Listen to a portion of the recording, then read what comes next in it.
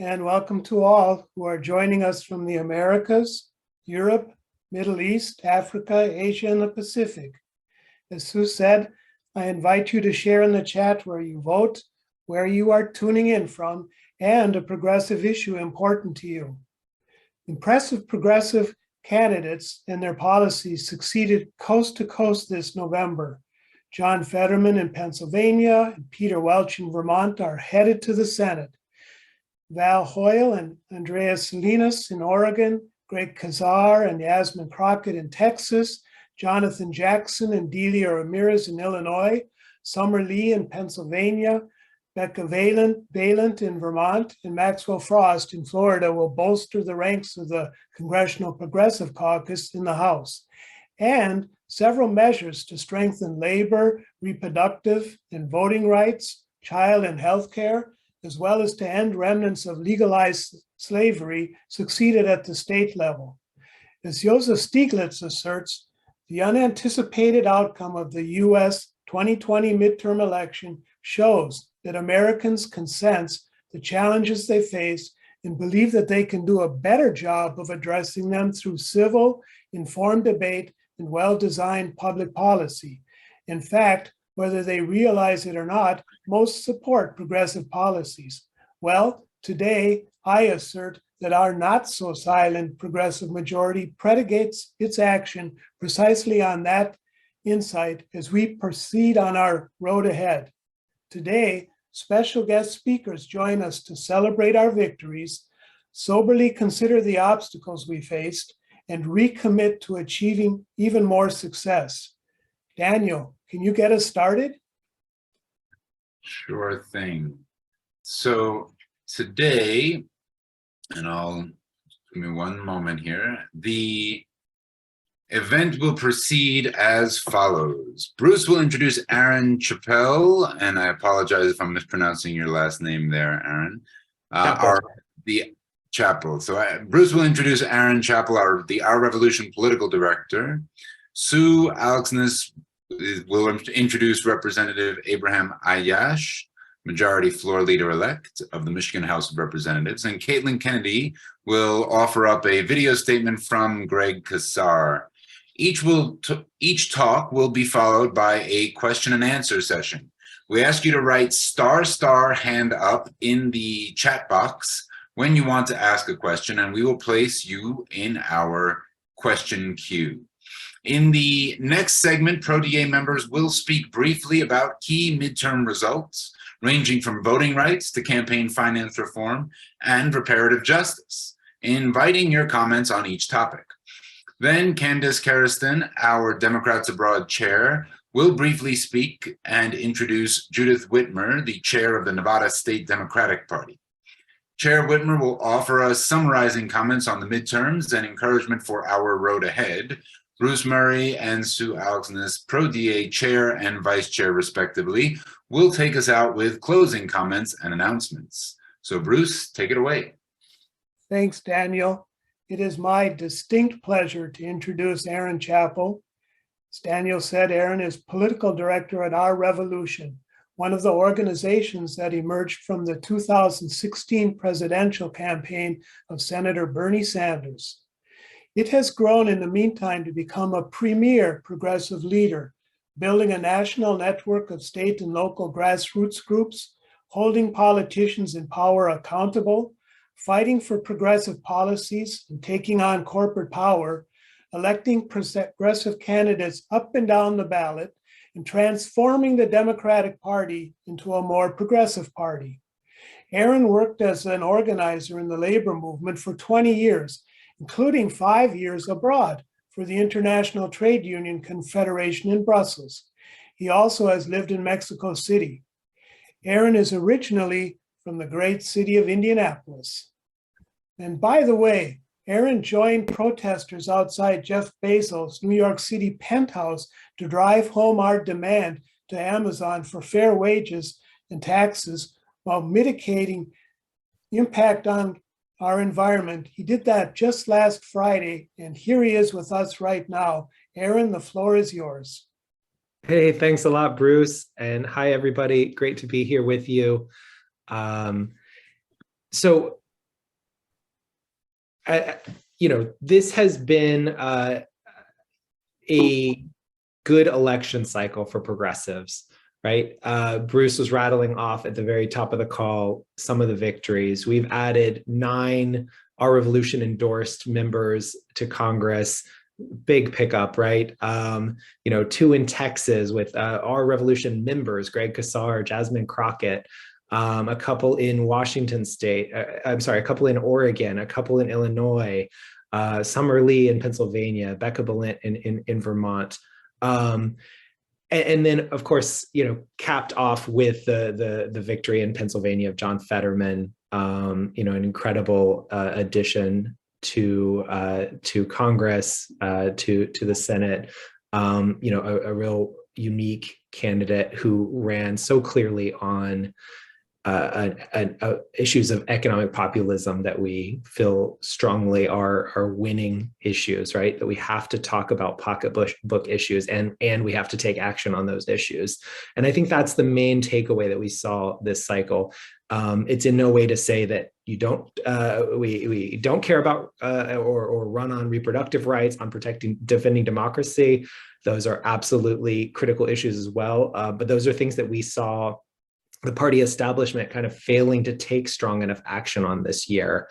And that to some extent hampers their ability, I think, for the party establishment to just run on single, just on sort of fear messages. We have to deliver on the economy, and we have to take strong action in, whatever ways we can, using the tools available to us. And we saw that was, reconciliation this year, that was greatly hampered by conservative elements in the party that, took away our ability to do some of the most critical things, like extending the child tax credit that did so much to alleviate poverty, coming out of the pandemic. So this, we said at the beginning of the year, this might not be a good year for Democrats. They did better than expected. They still lost the House. And so, the sort of legislative agenda is going to be really stuck for the next 2 years. This might not be a good year for Democrats. It was, the sort of expectation, but this would be a good year for progressives. And that's really true. We've seen beyond even just the 9 pickups I mentioned, the CPC is saying, they've added additional members for the 118th Congress, right? I think their total of new members is something like 18, right? For the Congressional Progressive Caucus. Bruce is nodding yes. So, that's a huge step forward. That caucus, is really critical to our work as progressives. Having a sort of unified inside-outside strategy where we have a group that can try to hold the line on the policies we want to fight for against the establishment, the party establishment, right? And so growing by double digits is incredibly significant. Already, I believe the largest caucus in the House, and now adding significant number of new members, and including some just really progressive, young, really exciting, dynamic new members who, like Greg, that you're going to hear from today. So I think, Bruce, we're having a bit of a conversation here. Yes, we are. And if you're ready, I'm going to start with a question. And then we'll take more from the rest of the audience. Some of the progressive candidates who are now representative-elect are asking their constituents what are their highest priorities. And in proDA, we sometimes say, wow, our plate is really full. And we're looking now to the lame duck session and to 2023 and beyond. And with what you said about how it's possible that we're going to experience legislative gridlock again, with focusing on investigations and trying to keep the money flowing and for government programs, what is our revolution looking at? What is its strategy with its national network of grassroots organization to get things done for the rest of this year and going on into 2023? Yeah, that's a really good question. So again, we already had a very narrowly divided Congress, right? And it was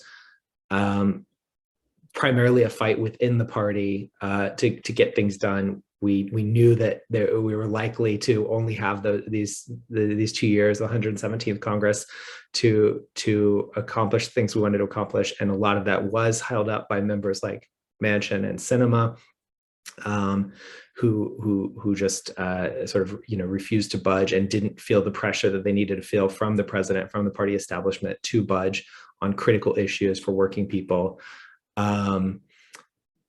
So going forward, I think there'll be a lot of pressure on executive action, seeing what the president's able to do, through his own executive powers, that can that can have some of the same impacts. Obviously, it's not as good as having the House to be able to pass legislation, and we're also really have to focus on state and local politics, right? We always know this is not just about the federal government. We have to fight up and down the ballot, and even just this last cycle, we were prioritizing John Fetterman as well as Keith Ellison running for re-election in a very tight race for Attorney General in Minnesota. Megan Green, who is now the sort of second most important elected, second most powerful elected official in the city of St. Louis, which is a really interesting case that folks, the progressives really gained increasing clout there last year, winning a narrow majority on the city council, winning the mayor's seat, and now this year picking up the independently elected president of the council, the board of aldermen, they call it.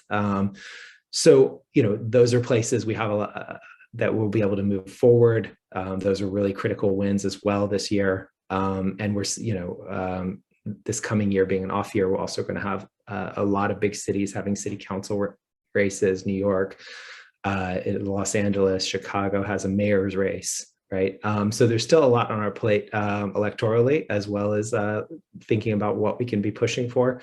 And one thing will be also just going back to the sort of federal legislation question that you're starting with, is really to stop harmful legislation. And we're coming out right out of the box, out of this election, trying to make sure that we keep blocking Senator Manchin's dirty deal, the so-called permitting reform, which we know is just to fast-track fossil fuel projects, that was supposedly part of the deal to pass the greatly reduced Build Back Better, that became the Inflation Reduction Act, right? That there was a promise made to Senator Manchin to do permitting reform, which would immediately undercut the climate impacts of the Inflation Reduction Act, touted as the biggest climate investment. And we do think there's some exciting climate stuff there. There are some troubling parts of that bill, but there was some exciting investments there. And we can't undercut that by allowing permitting reform, which is, we're still facing a couple attempts, likely attempts to attach that to must-pass legislation now in this lame duck session. Sort of last chances, and that's another piece of the puzzle here, right? We have a very short window to try to move a legislative agenda as well, and pass some progressive priorities here. But one of those is actually just stopping this dirty side deal. Thanks, Aaron. This is Sue. I'm Vice Chair of the Progressive Caucus, jumping in with a question that's been shared in the chat, in the Q&A. So folks, you can use the Q&A function to share a question.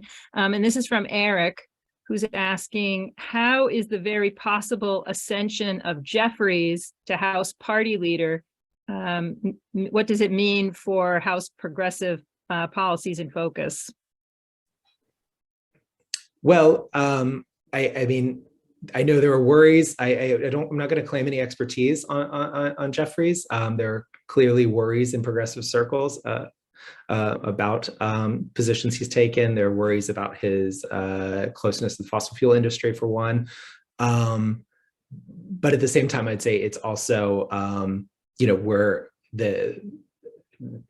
not going to be the speaker, right? We're talking about leading the minority party now, and so. immediately, at least, it's a little bit of a moot point too, right? We will not be setting the agenda in the House either way, but there certainly are some worries about where Jeffrey stands on the issues that we care about as progressives, right? Yep. Yeah, here's another question that was shared. The question is, we saw the Congressional Progressive Caucus assert itself with the reconciliation bill, saying that they would not pass the infrastructure bill without first passing social spending. Right. What can we do now? What can we do now to make sure they follow through and really hold strong when they make such a stated commitment, no matter what elections are coming up, et cetera? That's a reference to this time last year, right? The attempt to hold up the bipartisan infrastructure bill in exchange for Build Back Better, right? Which unfortunately was a really major move. It was great. We applauded it strongly. In the end, the line didn't hold. Let's be honest, right? The line held for a while. It was great. And we need to see more of that. That is the point of having a strong progressive caucus, is to be able to do things like that. We know that progressive issues will get thrown to the side if we don't take those kinds of stands, right? The establishment, the party establishment, is always eager to, sort of appease their big money backers and say that we can't get to our issues until, down the road, right? And that's the kind of thing we have to be willing to do, is to take a stand and say, no, nothing's, we're not giving you what you want until we get what we want, right?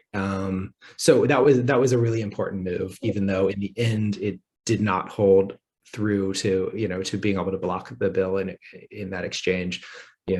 So we sort of know the president stepped in, pledged to do his part, and didn't follow through on that. Aaron, Right, okay. Thank you very much for answering those questions. You mentioned that Greg Casar is joining us. Actually, all of the brand new members of the House are in orientation today. They started before Thanksgiving and now are continuing. And he is representing those new members with a video statement. And before we hear that, we're going to hear from Caitlin Kennedy, our proDA Germany chair. By the way, Eric is Eric Marcus from our proDA United Kingdom group. And Caitlin, take it away. Sure. Okay. Well, let me see. Yeah. So one thing that I kind of wanted to bring up is the ongoing fight for permanent residency. And immigrants' rights activists have been really pushing to get the provisions in H.R. 6, which is the American Dream and Promise Act, passed right now during lame duck. And this legislation would provide permanent residency protections to Dreamers and TPS holders. TPS is temporary protected status, and it's a temporary legal status that's conferred upon nationals of designated countries, people who are already residing in the United States. And many of those people are living in a state of near constant uncertainty about their future and their opportunities in the US. And yeah, as many of you may recall, permanent residency and the pathway to citizenship were removed from the reconciliation bill this cycle, which we were just talking about, after they were nixed by the Senate parliamentarian. And some of our progressive leaders did fight back, and they correctly pointed out that the Senate parliamentarians' recommendations are not binding. Nevertheless, enough members of Congress decided to play along with the parliamentarian and betrayed the hope that many people put in our Democratic leaders after the victories that we won in 2020. So many Dreamers and TPS holders right now, especially from Mexico and Central American countries, are arguing that permanent residency is really the bare minimum that our federal government owes them, considering the long history of U.S. intervention in the region. So, before I introduce Greg Casar, I just wanted to say I really encourage everybody on this call to contact your elected officials and urge them to extend residency protections while we still have a Democratic majority in the House, because so many people's lives and livelihoods depend on it. So, after that, I just... it's my pleasure to introduce our future member of the Congressional Progressive Caucus, as well as the Congressional Hispanic Caucus, who will really be a strong advocate, I believe, for immigrants' rights issues in the U.S. House, and that's Greg Casar. Greg is a former Austin City Council member. He has a strong track record of delivering for working people in the city, and now he's the newly elected representative for Texas's 35th Congressional District, which stretches from parts of Austin to San Antonio. As Bruce mentioned, he's currently in his freshman orientation for Congress, and he couldn't be here with us personally, but he didn't want to miss the chance to send us a special message. So I think Angela's going to pull that up and we'll hear what he has to say. Hello, fellow Democrats abroad. It's Greg Casar. I'm the Congress member-elect here in the heart of Texas, stretching from San Antonio up through Hays County and covering eastern Travis County, right here in the middle of the state. I want to thank you all so very much for the work that you did in this election cycle, educating and engaging Democrats abroad in an election where people said there was going to be a red wave. Instead, we're going to have more progressive members of the Congress, more people in the Progressive Caucus than ever before. We have the largest class of new Hispanic Democrats joining the Congressional Hispanic Caucus than any other point in history, and we are just a few seats away from being able to take back a Democratic majority in the House here just in the coming years. And that's going to take continued work. For me, we know that so much of what has happened in this country, so much that the right wing has had people endure in this country, starts getting experimented in Texas first. And we need to stop that right wing drift in Texas so that we can take care of folks all over the country. And so I'm going to be working to organize my folks on the inside of the halls of power and connect them with organizers and people pushing us, advocacy organizations that are out in the community, not just in the United States, but also abroad, to be able to draw a really clear distinction about what Democrats are for and what the chaos that we're going to be seeing from a Republican-led House. We have to put up the fight to make sure that we don't get cuts to things like Social Security and Medicare and the baseline social safety net. We need to organize Democrats around a message that we are for working people and not for big corporations, and draw that very clear distinction between us and Democrats. We have the continued responsibility to keep governing and pushing and partnering with the White House to make sure that we can get people access to abortion care in places like Texas, where it has been banned because of the disastrous decision made by the Supreme Court, that we can make sure that we continue to raise folks' wages, that we use the infrastructure bill and the Inflation Reduction Act to show that we can create good union jobs. We have to take on the task of governing, drawing those distinctions, playing defense, and then retaking the House. And once we retake the House and add people to the Senate that are pro-democracy, that are okay with getting rid of the filibuster, that's when we have to be able to deliver on the big kinds of legislation that can give everyone the right to vote, provide people meaningful immigration reform and relief from being separated from their families, raise wages, and really go back to an era where we're delivering things like the Great Society, like the Civil Rights Act, for our kids and for our future. And that's, I think, really what is possible. I just ended my first week of freshman orientation, and so many of these new freshman members of Congress are committed to that kind of bold vision, and that's what you all sent us to do.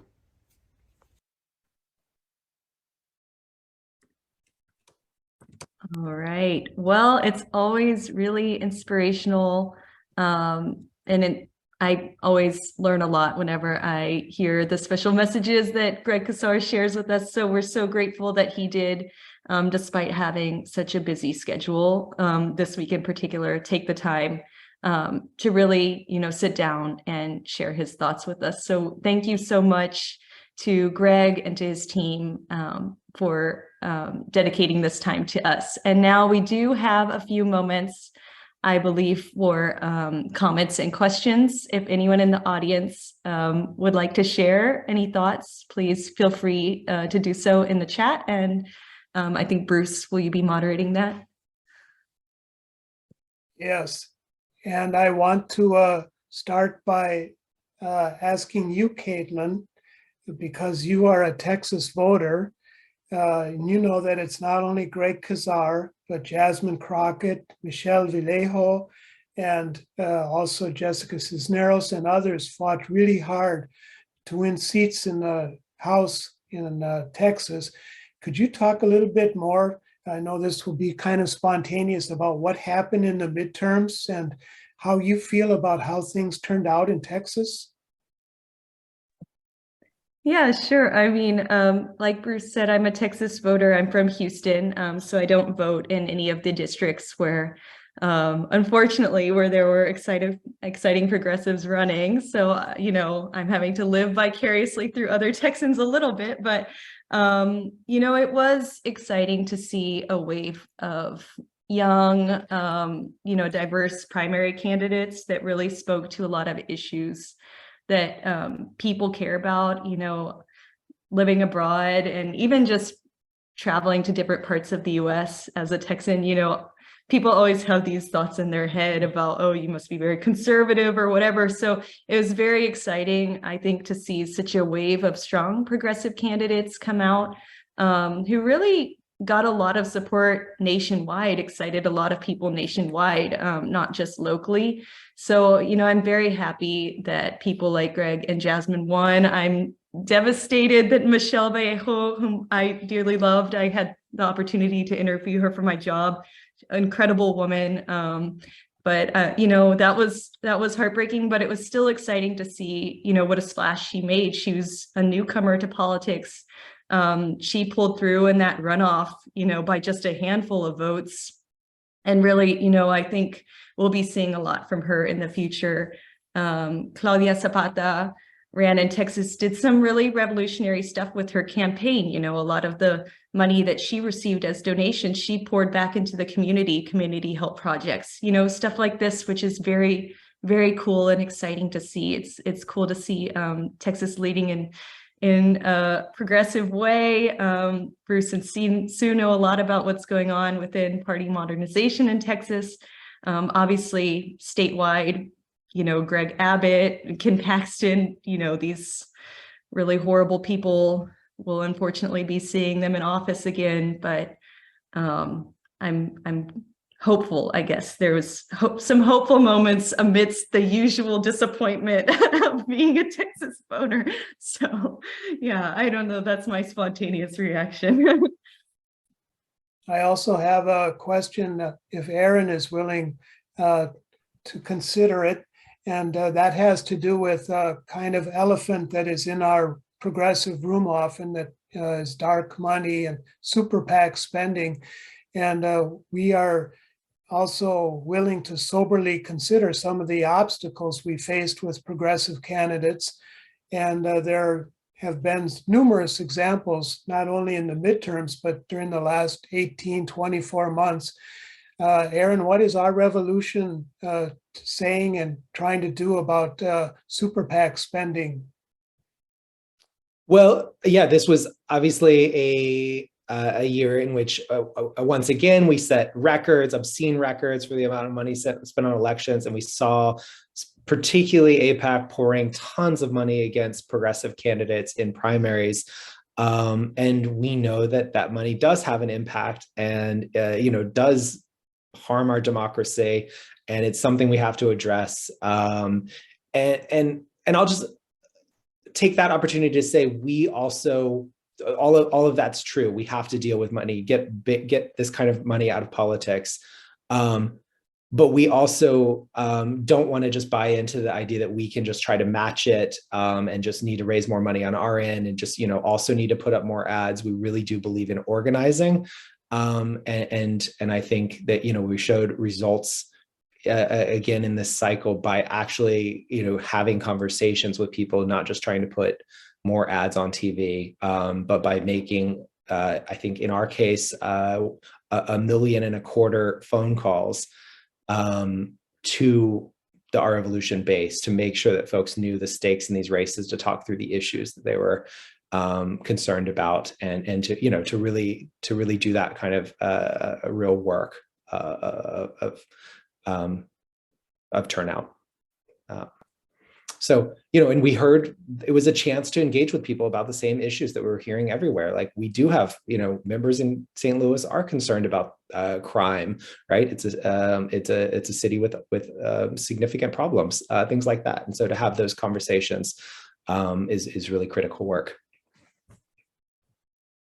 All right, thank you very much for that response. We're going to loop back to that topic as we move along. And we did do a heck of a lot of organizing. Our revolution, other progressive organizations, our Democrats Abroad people were phone banking in a major way. And we're doing it again right now in the state of Georgia, where we're really working hard to make sure that we have 51 senators moving into January of next year. And I'm going to turn it over now to Sue, who's going to move us along through the next segment. Sue, take it away. Oh, thanks, Bruce. We have a number of folks who are active with our Progressive Caucus to share some perspectives on progressive power in the midterms and beyond. I'd like to ask the Democrats Abroad chair of the Reparations Task Force, Antar Keith, to share a few thoughts with us now. Hey, Antar. Hey, Sue, thank you. I'm just getting myself situated here. All right, okay. So, all right, thank you again. An issue essential to American democracy is the establishment of a federal reparations commission.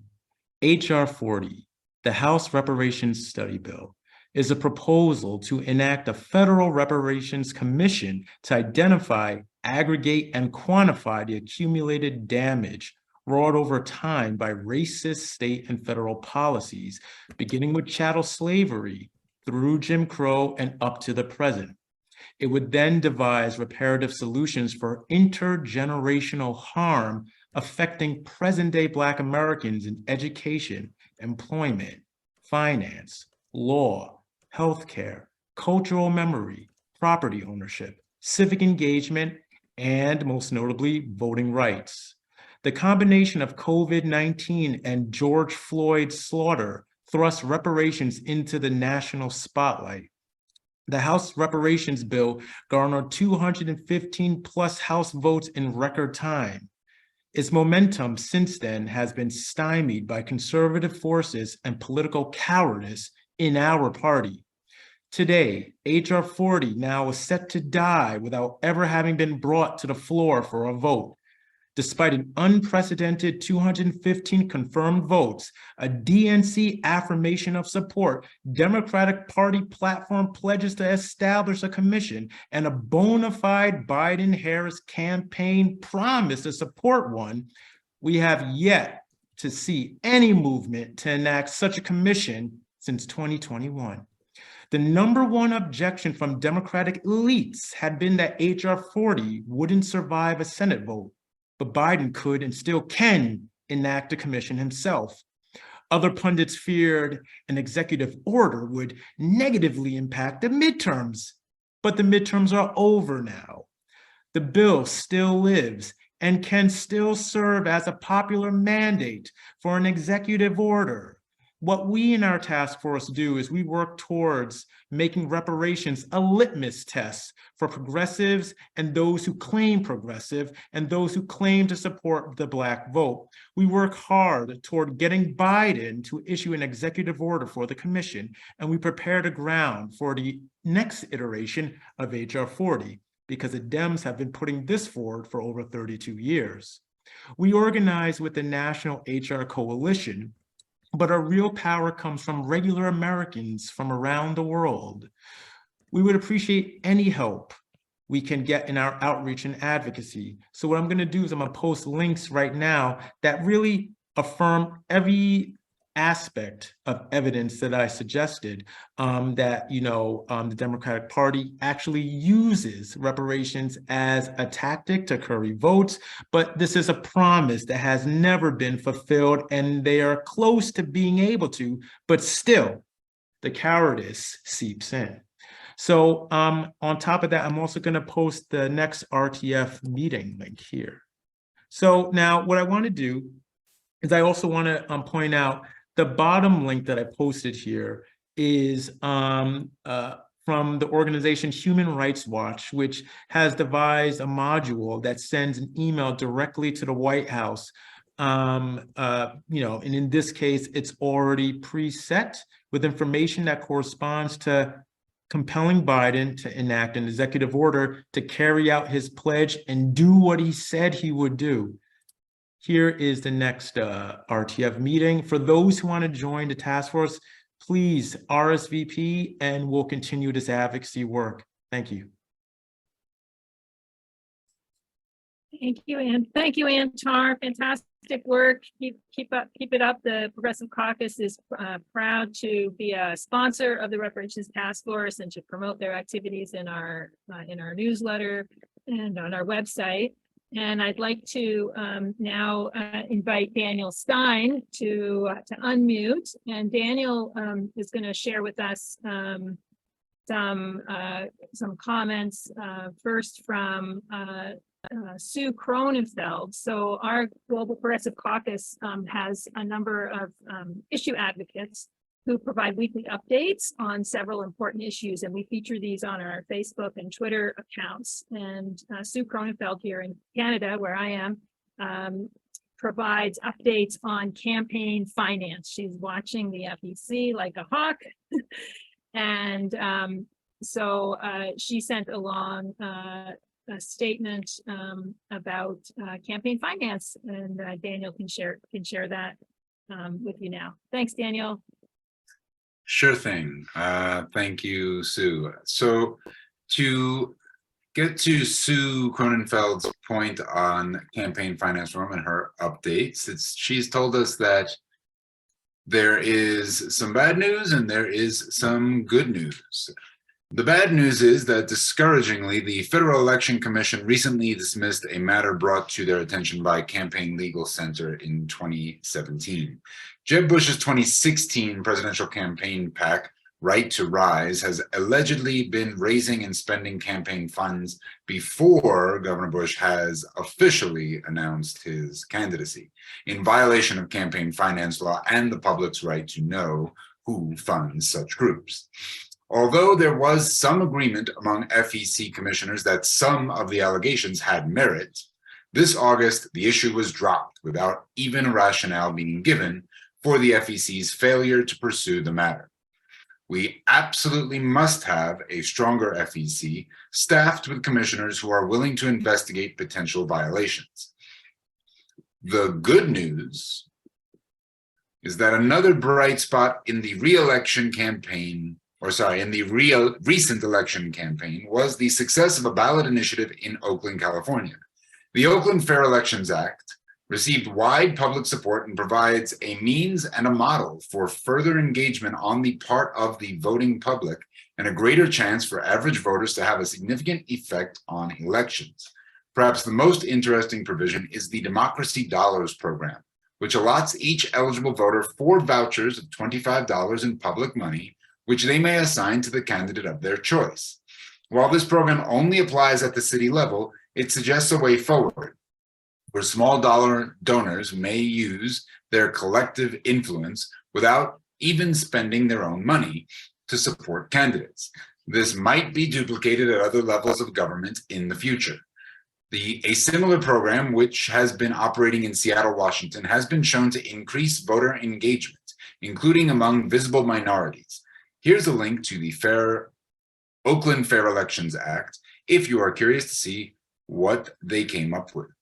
And that's fairelectionsoakland.org, fairelectionsoakland.org.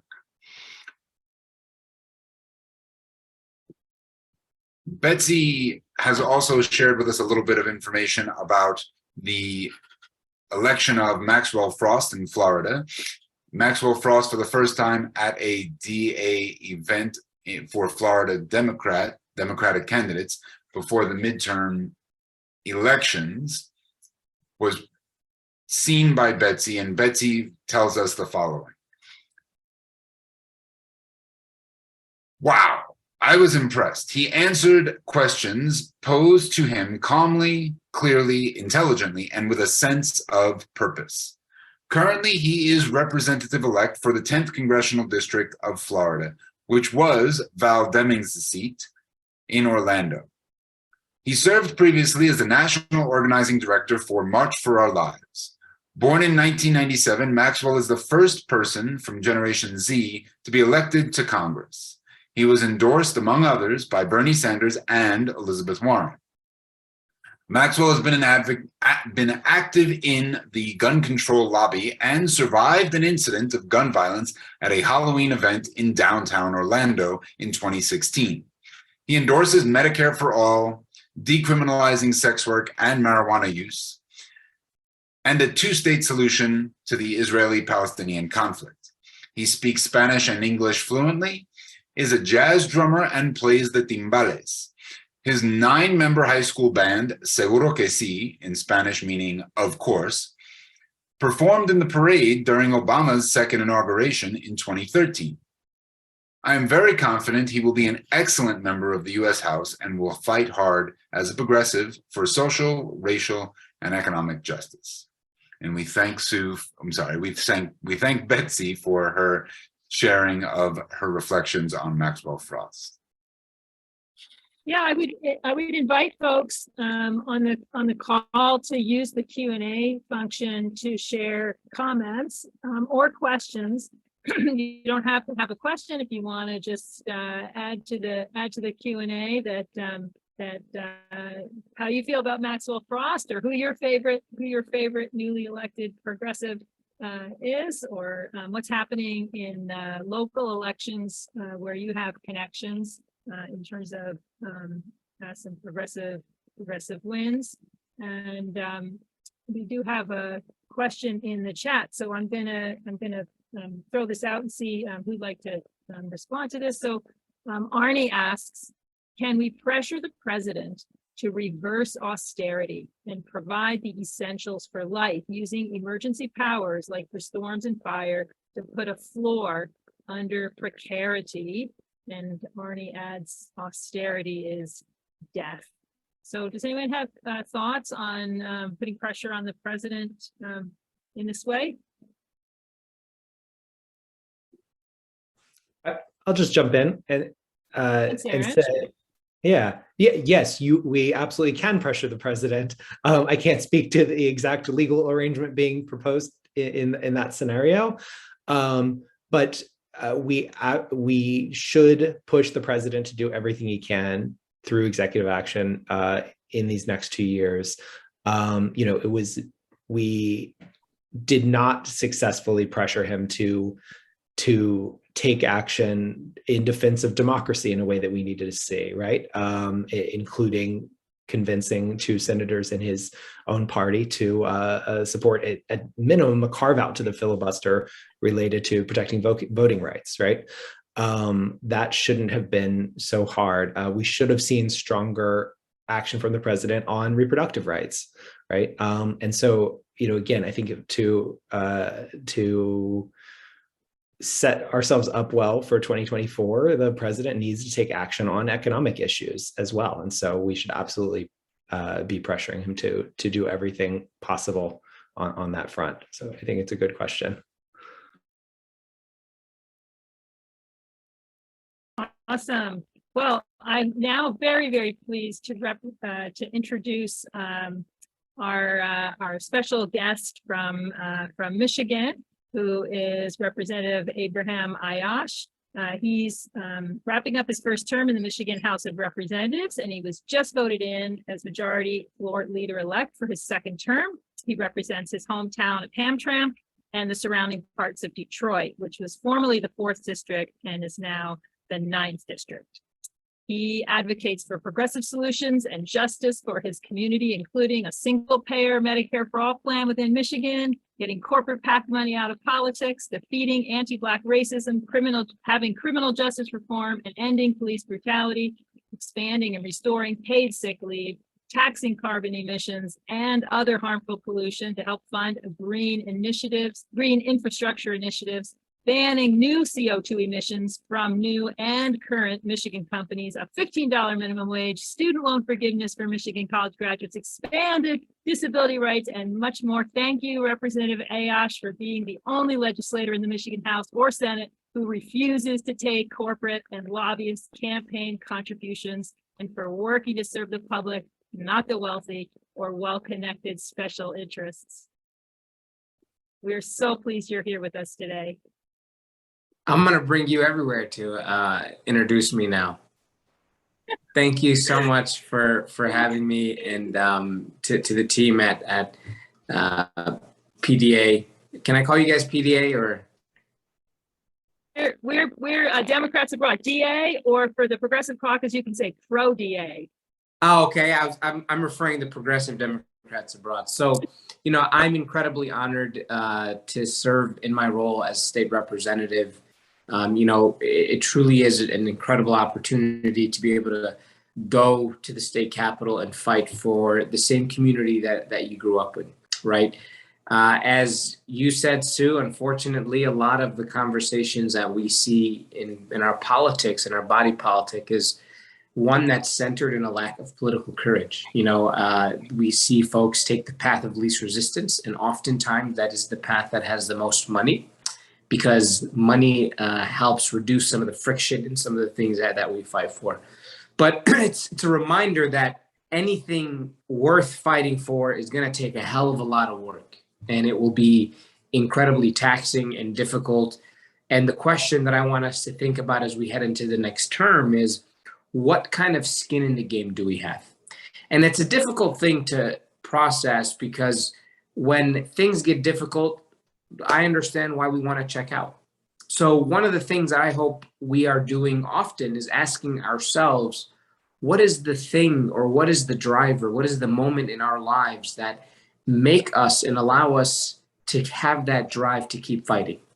What experience did we go through to fight back against the things that we are fighting back against today? And for me, just a quick example, I grew up walking to school every single day, smelling, when I didn't know this at the time, Canadian garbage being burned in Detroit, because Canada didn't allow it. So they drive it from Windsor over to the city of Detroit, and they're burning Canadian garbage to create steam, clean steam energy, not sharing the idea that you're actually emitting so many toxins and pollutants into the air that were poisoning our community. So I would literally walk to school and take my collar and my t-shirt and cover my nose as I walked to school. And I got older, I realized that this is not okay, that this is not happening in a community just 20 minutes from where I grew up. And the only difference is my community was a little bit more Black, a little bit more brown, a little bit more poor than that part of the state. So we made some good strides in terms of advancing some of our issues and starting the conversation. And for the first time in 40 years, only the fourth in 130 years, the Michigan House, Senate, and Governor's Mansion are all under Democratic rule. Now, we need to make sure that we have a majority, that we need to keep it. And the way we keep it is not by pretending to be like Republicans, all right? There's this idea that if we run towards the middle, which is really the right, because everything has shifted, unfortunately so, that we can somehow keep winning elections. But what I learned early on in my political career is you can't out-Republican the Republicans, because anytime you try to go right, they'll go farther right. So we need to make sure that we are fighting for the issues that matter for all people. And, folks say I'm far left. I'm like, I'm actually, what most Americans think about. So however you want to triangulate it on this axis that you guys have, I don't give a crap how you do it. For me, I'm more interested in actually advancing the issues that matter. When you look at things in Michigan has a monopoly, a regulated monopoly in our utility system. Yet we have some of the highest rates in the Midwest and more outages for longer periods of time than any other state in the Midwest. But I'm called a radical because I'm fighting back against these utility companies that want to keep increasing our rates. They've done it to the tune of $750 million in the last 6 years alone. Now they want to ask for more increases because they have to cut more trees to avoid all the power lines from getting damaged. So this is tough. I wouldn't be telling you that it is difficult, and sometimes you have folks in your own party on your own side of the aisle that are telling you are being a little bit too extreme. You're going to cost us opportunities to get power. But People put Democrats in office so that Democrats can actually move a bold agenda. We have a limited time to do the work. And if we are not going to put in the effort to be bold and push the ideas that we know will benefit the working people of this country, and in particular the working people of Michigan, then we are failing them. You know, no one wakes up and says, man, I cannot wait for the next corporate tax break to come down the legislative calendar, right? No one is thinking about that. What folks are asking for is, how the hell are we going to get affordable water in a state that has 25% of the world's fresh water, 81% of America's fresh water? Folks are asking how in a state that has world-class universities that we can actually prep our kids from K through 12 to be able to go to those schools, and a state that put the world on wheels and created the middle class. What are we doing to bring back a workforce that can actually live with one job and be able to provide for their entire families? You know, no one is waking up and saying, man, we can't wait to put money into this public-private partnership that is going to make some private investor tens of millions of dollars on the backs of state taxpayer money. So these are the things that I'm excited about. I'm grateful that we got people all over the world who believe in these values and this vision. And I'm looking forward to the conversation today. You know, in a past life, I'd be a professor, which is not a good thing because I don't shut up, which is why I keep rambling. So this is my cue to actually stop talking at this point. Oh, thank you for that. That was wonderful. Did I pronounce your last name correctly? Did you say Aiyash? Aiyash? I said Aiyash. Is it? It's Aiyash, like, oh my gosh. Aiyash. Got it. Oh my gosh. Okay, Aiyash. So we actually have a really good question that I think your remarks anticipated a little bit, but I'm just going to share this with you. It comes from Cliff, who's in Germany. And Cliff says that he's a Ferndale voter, and his parents moved to Huron County, where they're Democrats in a very weak minority, and they're like blue dots on the red shores of Lake Huron. Cliff's question is, how can progressive successes recently gained ground? How can progressive successes gain ground in deep red territory? You know, it's important for us to recognize one thing. And I think one of the things Democrats oftentimes make a mistake is Republicans will say something and then we shift our messaging to answer what the Republicans or the right are saying. And that is a deeply flawed strategy. I use a good friend of mine who just won in a district that people did not think was going to be possible for her to win, Betsy Kofia. She represents the 103rd district in Traverse City, this place right here that even Obama couldn't win when he was running for president. We all know how popular President Obama was at the time. And one of the things that they tried to do was they would say Betsy Kofia went to the Brett Kavanaugh hearings and protested. And in one of the lines, she said, abolish ICE, which, you know, I don't think is the worst idea in the world, but they used this against her. They put this video and they said Betsy Kofia wants to abolish ICE. She wants to defund the police. She wants to open up our borders. Now, last time I checked, state legislators can't abolish ICE and they can't open up the borders, right? Unless I'm functioning in a different type of government, but my understanding is that's a federal issue. And the thing that would happen is they would say, and Betsy wants to, you know, rely on foreign oil, and she's not depending. She was doing the Green New Deal. And I'm like, I wish there was a Michigan Green New Deal, but we don't have one right now, right? So they're accusing her of all these things. And Betsy turns around and says, actually, my opponent voted 8 times against enshrining a woman's right to choose in state law. And they would go back and say, but Betsy is a open border, high inflation, Green New Deal radical. And they put pictures of her with Ilhan Omar and AOC, clearly racist tropes, some dog whistles there. So she would go back and say, actually, my opponent, and I won't even say his name because that's how irrelevant he is at this point. My opponent is a pro-abortion, an anti-abortion Republican extremist. So what we have to do, the reason why I bring this up is because on multiple times they would try to shift the conversation to inflation and open borders. And she would go back and say, actually, the issue that voters care about is a woman's right to choose and defeating extremism. And the crazy thing is, people talk about what you talk about. People will make the conversation what you make the conversation about. And the Republicans do a really good job at understanding this. So which is why they will take issues and they will keep beating the drum. And eventually we are going to break and start talking about the issues as well. You know, there were some people that were running in other districts that would fall into the trope. You know, I'm not an open border, I'm not in pro-inflation type of Democrat. I'm someone who believes in public safety. I'm someone who's pro-police. I'm someone who is pro-drilling, and they would sort of hit these message points. I'm like, well, what are we doing here? You know, I'm not saying that if you believe those things, that's your right. But simply saying something because you think the Republicans are going to try to not outflank you in that respect is a failed strategy. So one of the things we have to get better at is having the conversations with people and understanding that, yeah, you're in a rural community in Michigan, and it is a predominantly white community. But did you know that the Republicans have allowed PFAS to poison your water wells? Did you know that some of the fertilizers that are being authorized to use in neighboring farms and are actually poisoning your own crops, right? These are the conversations we have to have, and we got to make it about the issues that people care about most. Fear is a great motivator, there's no doubt about it. But also people want to see a plan. And sometimes it frustrates me that Democrats will spend more time talking about what they won't do once they're in office instead of doing the damn thing that we want them to do when they're in office.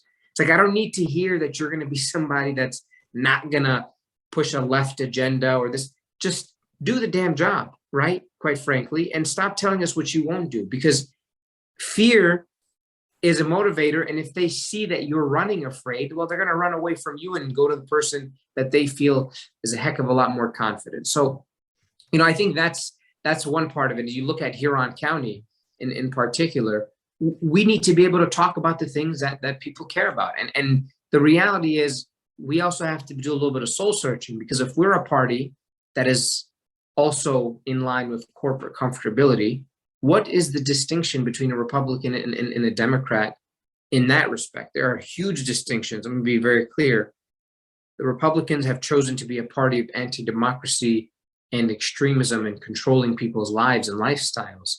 But on that point where this is the issue that impacts some of these rural communities, what are we doing to differentiate ourselves of being a pro-worker party when we continue to fall into the same traps and tropes that these multinational billion-dollar corporations keep influencing our systems?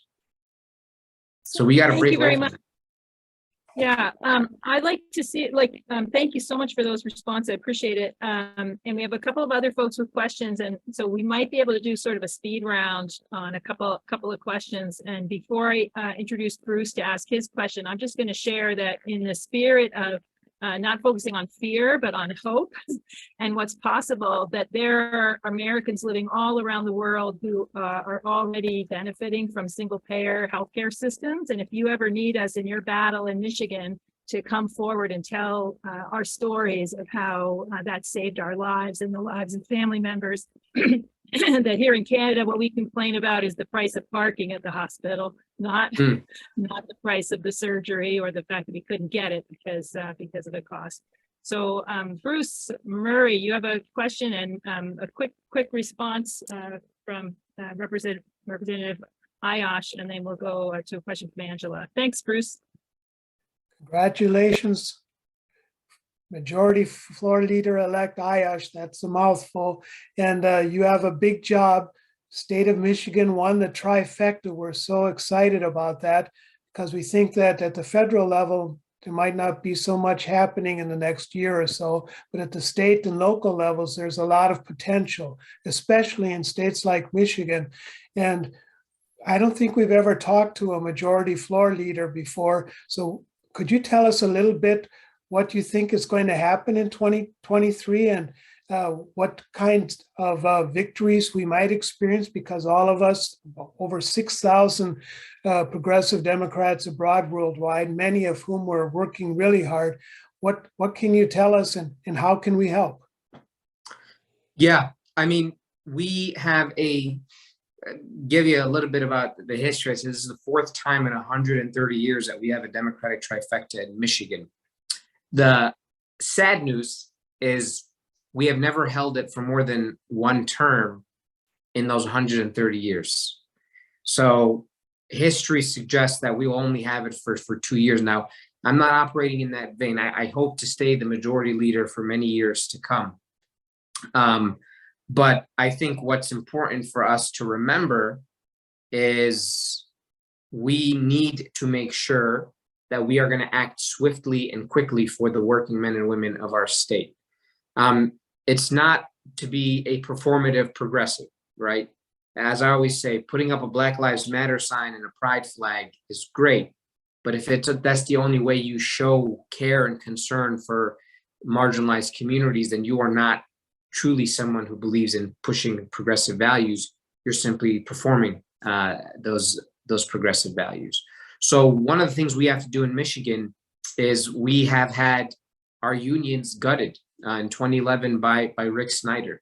You know, that was legislation called Right to Work, which pretty much gave an option to unionize. But even though that union was established, the people who paid into the system would have to cover for everybody that was not. Now, the problem is it weakened the union's power in negotiating with the employers for the employees, which has been a problem. So we have every intention to look at that law and hopefully eradicate it, so we can be the first state ever to reverse what was a union busting law in the entire country.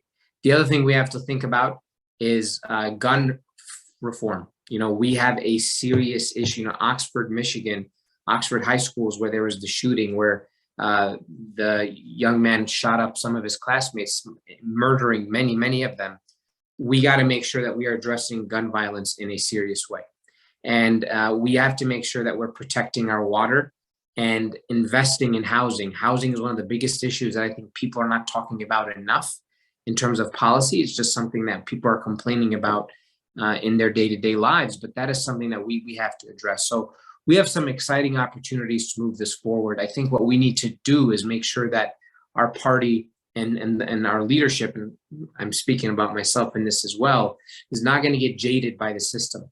You know, the Michigan Senate has been under Republican rule since Ronald Reagan. This is the first time since Reagan that we now have power of the Michigan Senate, just to give you some context.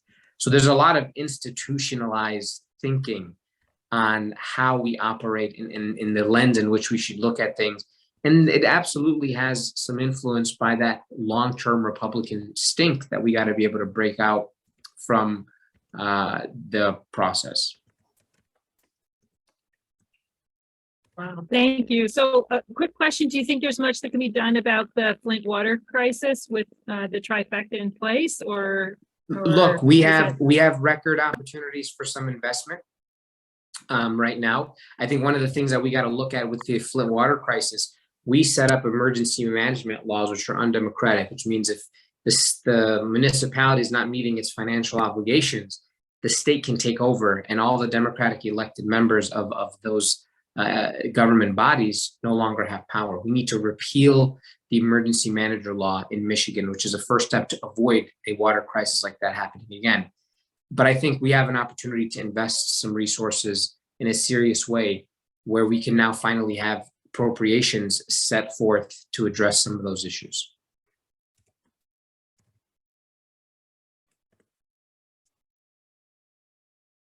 Sue, you were on mute. Thank you. I was muted. It's okay. I was stumbling over my words anyway. So we're just so grateful that you joined us today, and we hope to stay in touch. Democrats Abroad has a Michigan state team, so that may be a group that you can connect. We can have you connect with in the future. That takes a special interest in Michigan issues and elections. And Democrats Abroad Canada also does some initiatives with Michigan and has been in touch with the Governor Whitmer. So we're happy to connect further. And as we get ready for our next speaker to join us, I'd like to introduce Bruce Miller, who's our issue advocate on voting rights, to highlight a couple of issues related to voting rights and progressive power in the midterms. Thank you, Bruce. Oops, Bruce, you're muted. You're on mute. Now, can you hear me okay now? Yep, here you go. Okay, good. Yeah. So there are 5 issue areas that we're going to highlight in addition to the things that we've already heard that were good news for progressives this year. In Michigan, in addition to all the good things that Aiyash just told us about that were happening there, the voters also approved a state proposition that has solid voter access measures, and it added voting procedures to the state constitution, which means it won't be so easy for Republican officials or legislatures to roll those back in the future. Still, the Republicans are going right ahead, of course, with their voter suppression attempts. They tried to block early voting in Georgia for this past weekend for the Senate runoff campaign, but fortunately, the Democratic legal effort that Mark Elias heads was able to stop that in the courts, and early voting could take place. And it sounds like there was quite a bit of early voting from the news reports I saw.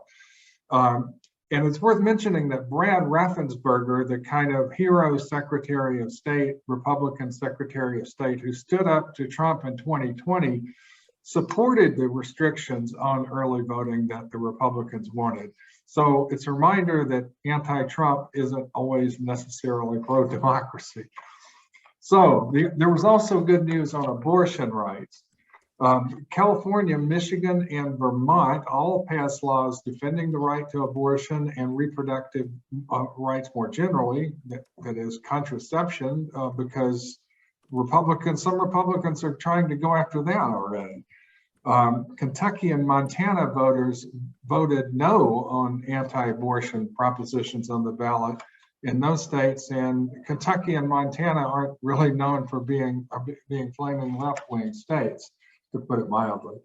So in general, it looks like that abortion rights and the reaction to the Dobbs decision that our rogue Supreme Court made this summer certainly seems to have contributed significantly to the Democratic margins through increased turnout and registration.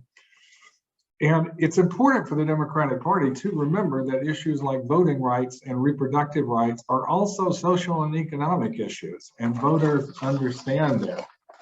On workers' rights, 2 more states and Washington, D.C. passed minimum wage measures in addition to the various other states that have previously passed them. And Illinois approved a state constitutional amendment protecting union organizing. On the area of Medicaid expansion, South Dakota passed a Medicaid expansion. It was a proposition. The voters statewide passed that. That makes it the 7th state to do so in the last 5 years. And it's just another example of when voters get a clear choice on a straightforward progressive measure, they often pick the progressive measure. And finally, I was glad to see that there was some good news in the election as well on criminal justice reform, because in general, the crime everywhere litany that the Republicans and their various media outlets have used seems to have had pretty limited effect outside of New York, where the New York City mayor has been demagoguing the crime issue intensely. And as always, there was a heavy racial tilt in the Republicans' crime messaging. There was one NBC poll that found that only 11% of voters rated crime as their top issue in a list of 5, far behind abortion and inflation. And in addition, candidates for judgeships and prosecutor offices that were promoting progressive justice reforms were successful in Dallas, Oklahoma City, and San Antonio. And the new mayor-elect of Los Angeles, Karen Bass, also beat back a law and order themed campaign by her opponent, Rick Caruso, who spent, this is kind of amazing, he spent $100 million of his own money in the race, which is a staggering amount. So there were definitely some good news on those 5 issue areas from this year's elections. Thank you. Thank you very much, Bruce Miller in Austria. Now it's back to Bruce Murray in Vienna, Austria. Getting ready to thank all of our speakers so far, our special guests, as well as our proDA members. I'd like to take this opportunity now to welcome our DA Global Chair, Candace Karistan, who works as hard as anyone I know. I've said this before and I'll say it again. It's amazing here to see us. It's amazing to see her here with us after a full day of work and probably much more ahead. Candace, thank you very much for leading us through the midterms and getting us to this point where we can celebrate, soberly consider, and the floor is yours. Wow, Bruce. Well, thank you so much for those really, really kind words. And I have to say, it really helps that we have such strong teams and energetic volunteers and leaders, like every single person on this call with us here at Democrats Abroad. So right back to all of you. Now, I guess we're 20 days since the midterms, and really a lot to be optimistic about. So I've been enjoying listening to the different conversations happening throughout today's event. Next, I would like to introduce Judith Whitmer. She serves as chair of the Nevada State Democratic Party.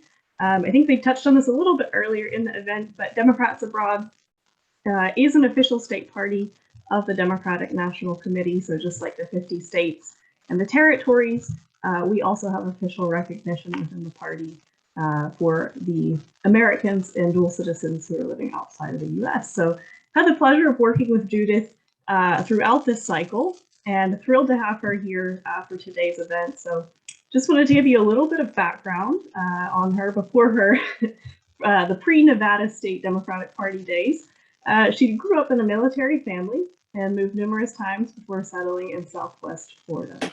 After graduating from college, she launched her career in project management and project controls with civil engineering firms, and worked on multi-billion-dollar infrastructure projects in Orlando and in Baltimore. The Obama campaign message of hope and change in 2008 first inspired her to political activism. It was later the Sanders campaign message of me, not me, us, that led Judith to become involved in party politics. Shortly after moving to Las Vegas in 2015, she was elected to the State Central Committee for the Nevada Party.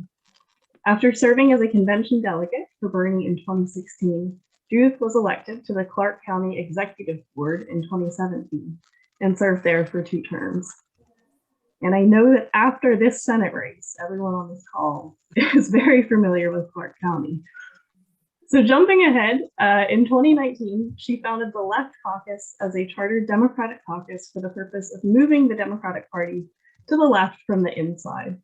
In coalition with the Las Vegas DSA, the Left Caucus was instrumental in Bernie's landslide victory at the 2020 Nevada caucus. From there, the Left Caucus built the momentum that led to the progressive victories during the Nevada State Democratic Convention.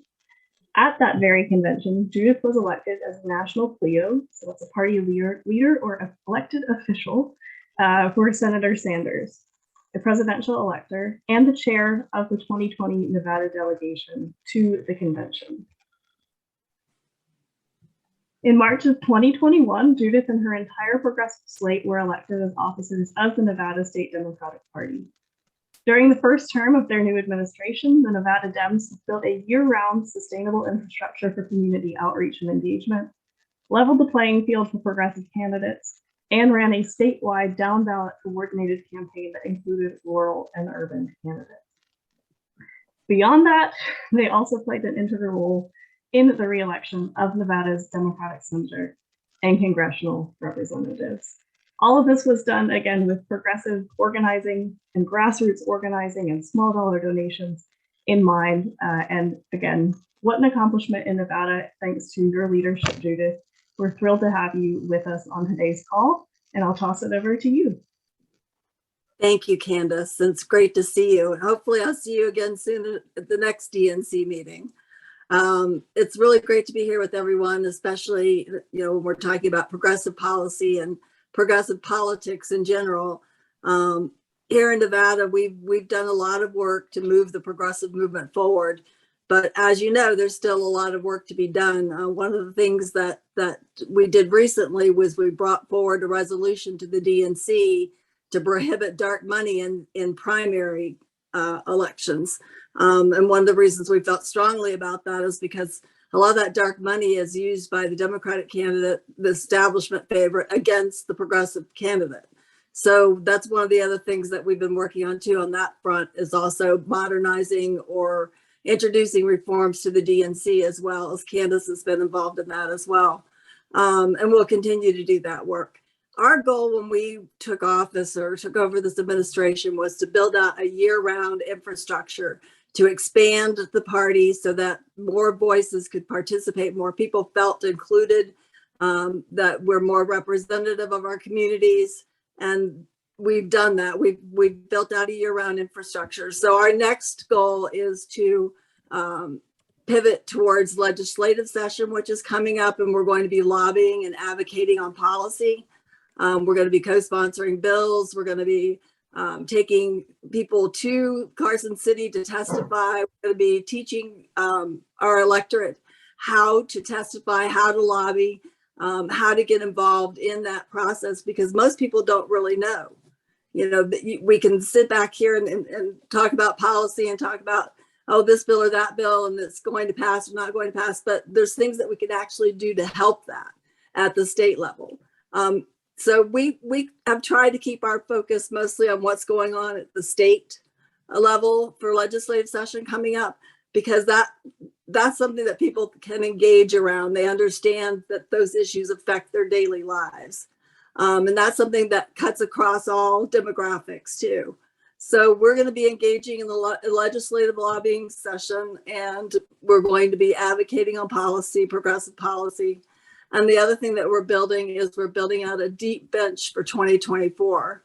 So when I say that, it means that we are doing the outreach and engagement in the communities. What we're trying to do is uplift people from those communities and make sure that they have a way to get involved. If somebody wants to run for office, that they have a place to go. So hopefully we're going to be recruiting community leaders to run for office. And then we're going to be providing the tools and resources and the training, the education, the mentoring, and have them ready to go for 2024. So that's one of our big goals coming up. And other than that, we're still going to be working to push things through the DNC and make some changes as well. Judith, thank you. Thank you very, very much. You have tipped us off for some things we want to talk just a little bit more about. And I was in Illinois about 3 weeks ago, just before the midterms, and was on the quad of the University of Illinois campus where Nikki Budzinski and our county clerk in Champaign and county commissioner candidates were meeting, trying to get out the vote, stopping everyone and talking to them. My question is, how do people also in Illinois, Nevada, elsewhere, encourage their fellow citizens to become candidates? And how is that going to look in 2023, in the weeds in Nevada? Well, here in Nevada, what we're doing is we've already been out doing the community outreach and engagement. So we're working with lots of other community organizations and talking to community leaders in those organizations and letting them know that these resources are available, and letting them know that we want them to recruit the candidates. We want them to come up organically or from the community. We don't want to keep sending legislators to the state legislature that are just, attorneys and from law firms. Basically, that's the makeup of the state legislature in Nevada, is mostly attorneys. We'd like to see our legislature be more representative of all of our communities. So we're doing what we can to recruit candidates from those communities. and like I said, there's a lot of different organizations already doing some of this work as far as organizing around policy and advocating on legislation. So working with those groups, it pretty much, you know, certain people come to the forefront, but we're also letting them know that we're going to provide these resources. So we don't think we're going to have a really rough time finding candidates. It'll be a matter of, you know, getting them through the training and providing resources and see if they make it through the whole process to still be there to run for 2024. The other signal you gave us was about the DNC. And we have a question from our proDA Germany chair, Caitlin Kennedy, who's a voter in Texas. And she asks about the winter 2022 DNC meeting where there was a resolution passed on a federal reparations commission.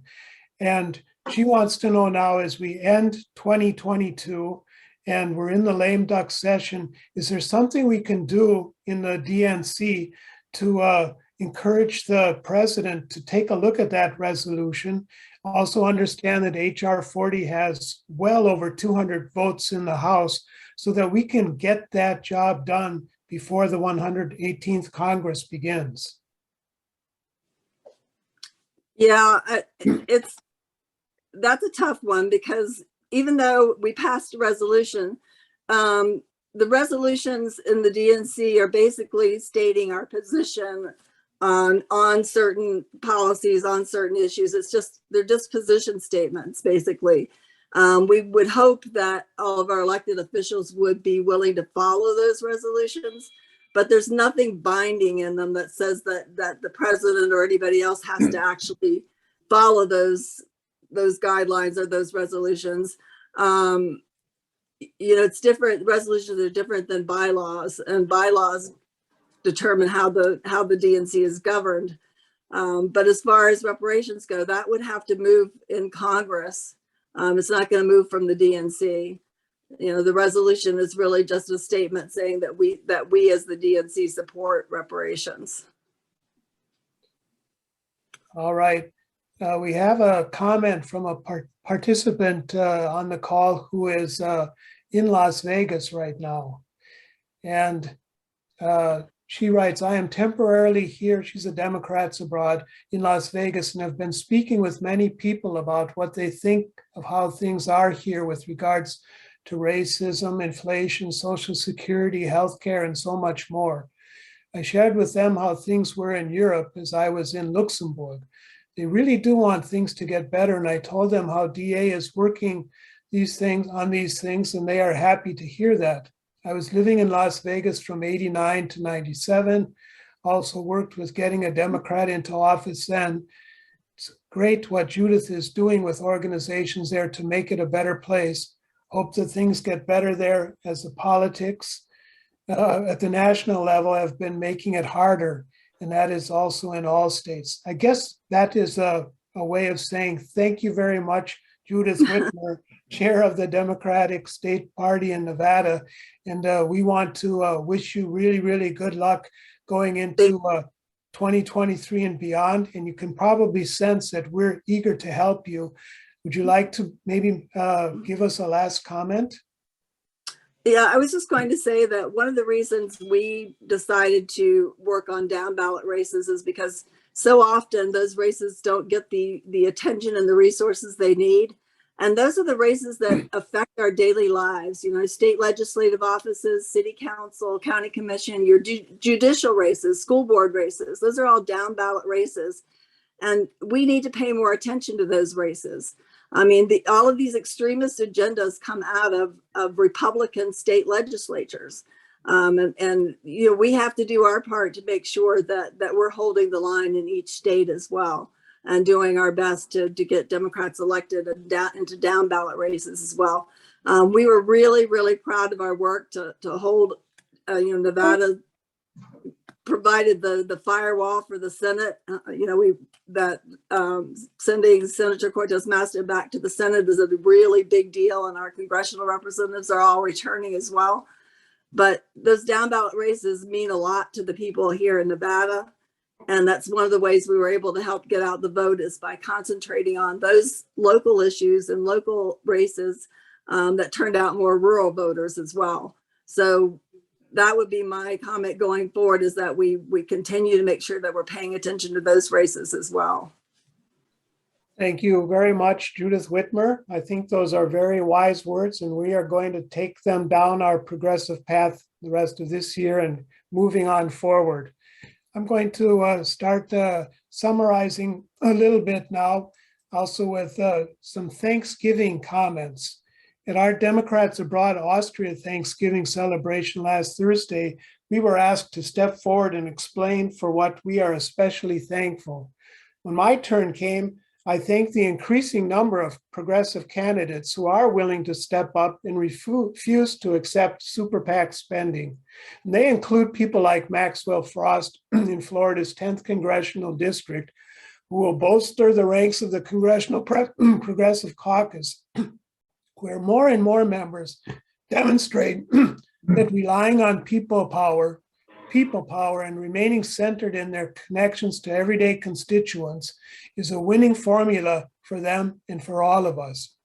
And that strategy can help us continue flipping state legislative chambers, as we did in Michigan, Minnesota, Pennsylvania, and perhaps even still in New Hampshire. It will figure prominently in the December 10th Public Service Commissioner runoff election. Things are still going on in Louisiana's District 3. It certainly also plays a role in deciding who can lead city governments best, as the freshly elected aldermanic president, Megan Green, showed us in St. Louis. And by the way, she is being inaugurated even as we speak. So we are very, very thankful to our speakers, all of them today, for their great insights and to helping us figure out how to celebrate, how to soberly consider the obstacles that are behind us and those that also lay ahead, and get us ready to move into 2023 with our bold progressive agenda and that full plate that we're going to be working on. We are going to be doing that in proDA. We are going to continue with our events, with our actions, and I would like to turn it over to Sue, who will give us some final announcements. Oh, thank you, Bruce. So we're finishing up really quickly now, folks, and I'll just share that our Reparations Task Force has a meeting on November 30th, and the link for that will be in the chat. We also have our monthly members meeting coming up on December 3rd. So we'll put a link to that in the chat as well. We'll have another progressive monthly Mondays for your progressive minds on December 26th. And we're looking ahead to the new year with a focus on wealth tax proposals, a 21st century economic bill of rights, and more. If you want to receive alerts for these events, be sure to join the Progressive Caucus, and we'll drop the join link into the chat. And you heard from some of our issue advocates today on voting rights and campaign finance reform and reparations. And if you'd like to provide updates for us on an issue, reach out to us. We're at proDA at democratsabroad.ca, and we'd love to have you help us track an issue and bring awareness to that. So we'll drop our social media and other contacts into the chat. And thank you so much for being with us today and for your participation. And thank you very much. Let's go forward with more progressive power beyond the midterms.